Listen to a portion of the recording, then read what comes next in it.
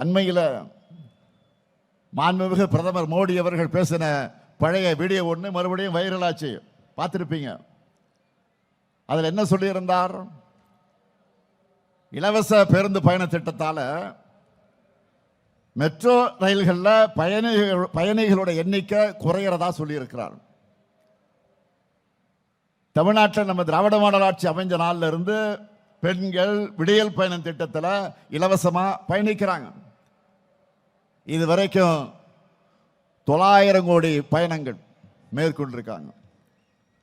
இதனால ஒவ்வொரு குடும்பமும் சுமார் மாதம் 800 ரூபாய் சேமிக்கிறாங்க.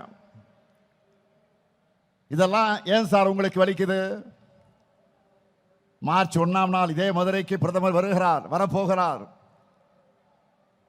அவர்கிட்ட மதுரை மக்கள் என்ன கேட்கணும்னா, இவ்வளவு அக்கறையோடு மெட்ரோ ரயிலுக்கு பேசுறவர் ஏன் இந்த மதுரைக்கு மெட்ரோ ரயில் திட்டத்தை கொடுக்கலன்னு கேட்கணும்.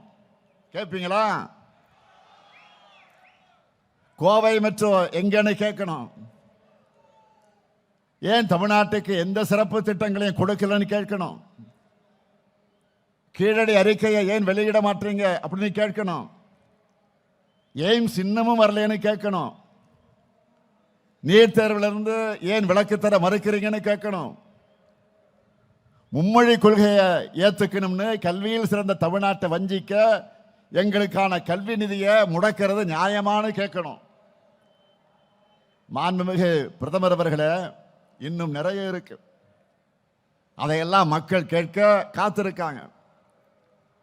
நியாயமா? எதிர்க்கட்சி தலைவர் பழனிசாமி அவர்கள் தமிழ்நாட்டோட உரிமைகளுக்காக குரல் கொடுத்திருக்கணும்.